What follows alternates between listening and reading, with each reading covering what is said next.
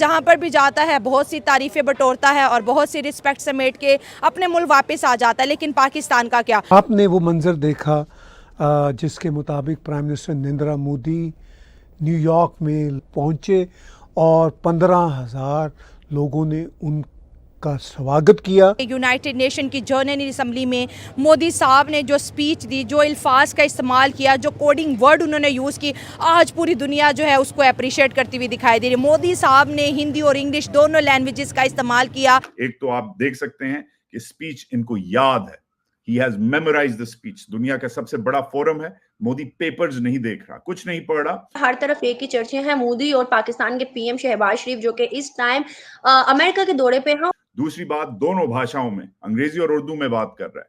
तीसरी बात क्या कर रहा है? आगे बढ़ने की दोगली बातें नहीं कर रहा। अच्छा, मोदी का इस्तकबाल करने वाले कौन लोग हैं? इंडियंस, इंडियंस है। अमेरिका वाले तो नहीं आए ना? अमेरिका वाले भी थे, लेकिन इंडियंस बहुत बड़ी तादाद में, बड़ी भाई तादाद में। मेन मुद्दा ये है, क्या समझते हैं आप कि इंडिया को इतना प्रोटोकॉल, इंडियन पीएम को इतनी ज्यादा इज्जत, और दूसरी तरफ उसी टाइम रहने वाले पाकिस्तान के पीएम को कुछ खास इज्जत नहीं? क्यों? पाकिस्तान में ओवरसीज पाकिस्तानी नहीं है क्या? है, अमेरिका में है। वो क्यों नहीं आए? मैं वही आपको वजह समझा रहा हूँ, क्योंकि वो उससे वजीर आज़म मानते ही नहीं है। बात की नरेंद्र मोदी ने स्पीच की है, तो पाकिस्तान की तरफ से किसने स्पीच की? शहबाज शरीफ साहब गए थे। वो कौन है? सर, वजीर आजम ऑफ पाकिस्तान। पाकिस्तान के वजीर आजम। हाँ। यार उल्लू आदमी है, बाइक और कुछ मालूम ही नहीं है इसको यार।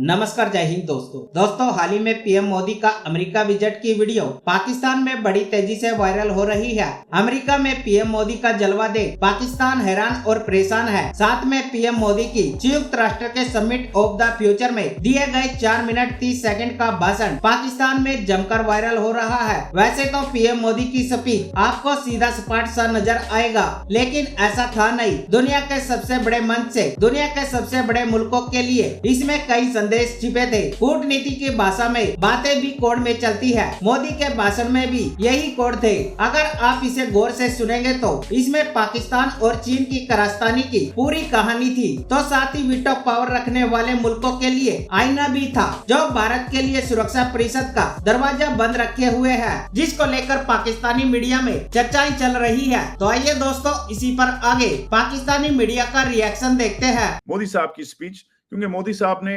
कैसे की, किस धड़ल्ले से की, क्या बातें की, किस जुबान में की, ये खुद ही देखें और कंपेयर करें कि एक अच्छा स्पोक्स पर्सन जो एक्चुअली अपनी कौम को, जैसी भी उसकी कौम हो और वो जैसा भी हो, रिप्रेजेंट करता है, तो फिर दुनिया कैसे उसकी जय जय करती है। जरा मोदी की स्पीच सुनिए। Friends, success of humanity lies in our collective strength, not in the battlefield. अंग्रेजी में बात की, आगे चलें, सुने क्या करते हैं। और वैश्विक शांति एवं विकास के लिए ग्लोबल संस्थाओं में रिफॉर्म्स आवश्यक है। Reform is the key to relevance. India obviously अपनी बात कर रहा है और इंडिया रिफॉर्म्स की बात कर रहा है, अक़वाम मुत्तहिदा में रिफॉर्म्स की बात कर रहा है। इंडिया एक्चुअली कोशिश कर रहा है कि उसे यूएन सिक्योरिटी काउंसिल में एक परमानेंट सीट मिले। मोदी साहब अपने मुल्क का ये बहुत इंपॉर्टेंट मुद्दा जो है लड़ रहे हैं, मगर इंटरेस्टिंगली एक तो आप देख सकते हैं कि स्पीच इनको याद है, he has memorised the speech. दुनिया का सबसे बड़ा फोरम है, मोदी पेपर्स नहीं देख रहा, कुछ नहीं पढ़ रहा।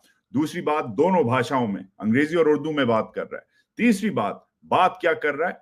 आगे बढ़ने की दोगली बातें नहीं कर रहा, मगर आप देखें कि क्या करता है और पाकिस्तान को कैसे तड़ी लगाता है दुनिया के सबसे बड़े फोरम पे।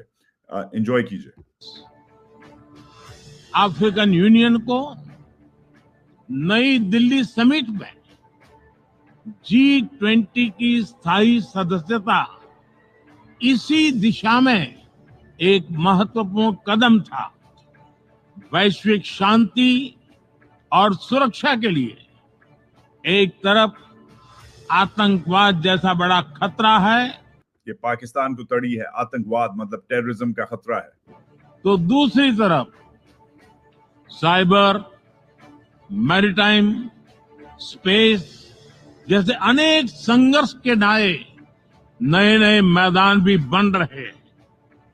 सिंपल बात है कि एक तरफ दहशतगर्दी का खतरा है तो दूसरी तरफ साइबर, स्पेस वगैरह जो नए फ्रंटियर्स हैं उनकी भी थ्रेट है। इन सभी विषयों पर मैं जोर देकर कहूंगा कि global action must match global ambition. जबरदस्त, amazing. I love the fact that Modi ji has done what he's done, has said what he said. जैसे भी हैं मोदी जी, जैसे भी हैं, and I'm a big critic. Modi की पॉलिसीज को मैंने शायद कम जर्नलिस्ट हैं जिन्होंने इतनी क्लोजली उसकी लास्ट ईयर की ट्रिप को अमेरिका में तनकीद से कवर किया था जितना मैंने किया था। बट मेन चीज क्या है, आपको कॉन्फिडेंट होना है। आप दुनिया के सबसे बड़े प्लेटफॉर्म पे खड़े हुए हैं, आपके हाथ क्यों कांप रहे हैं? क्योंकि वाकई प्लेटफॉर्म बड़ा है। ख्वाजा आसिफ को चॉइस थी कि जैसे वो खड़े होकर धड़ल्ले से ताने मारते हैं फप्पुओं की तरह और सासुओं की तरह, जो वो ताने मारते हैं पाकिस्तान की नेशनल असेंबली में, और कभी शर्म होती है और कभी हया होती है, जो उनकी लाइन मशहूर जमाना है। Khawaja Asif could have spoken in Urdu in fact, and maybe that is why Modi ने यूज किया इस प्लेटफॉर्म को अपने मुल्क का धड़ल्ले से अपने मुल्क का मौकिफ आगे रखने का। स्पीच तैयार थी उसकी, वेल प्रिपेयर्ड था, कॉन्फिडेंट था, उसकी स्पीच वायरल हुई है और आपके हाथ और आपकी वेहिकल जो है वो कांप रहे हैं। मगर नहीं मान रहे शहबाज शरीफ को।